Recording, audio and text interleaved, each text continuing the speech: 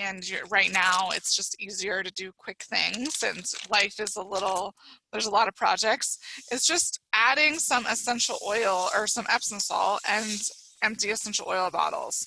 So when you're picking out your empty essential oil bottles, you want to make sure that there are some ideas of, obviously I will add more Epsom salt, but making sure that those essential oil empty bottles are not all hot oils, like oregano, thyme, peppermint, cinnamon, ginger. All of those are hot oils, and what they do is they pull out toxins too quickly sometimes, or they mess with the just your skin in general.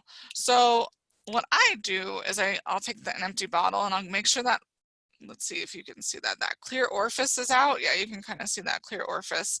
And I'll just take all three of these parts with, you know, the label and everything, and I'll throw them in the bottle. And then I'll add a little bit more Epsom salt. And right now that was Stress Away. So that was an old bottle of Stress Away, because what's happening, okay, you guys get the idea. Add more Epsom salt. The Epsom salt didn't want to create a huge mess. But what's happening is like, I can still smell this. Now there's no drops, there's nothing coming out because it's empty, right?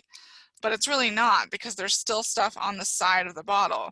So one of the ways, there's a few different ways that people have figured out to get that last bit out, is taking the empty bottles, putting it in. And I picked 4 bottles for this one.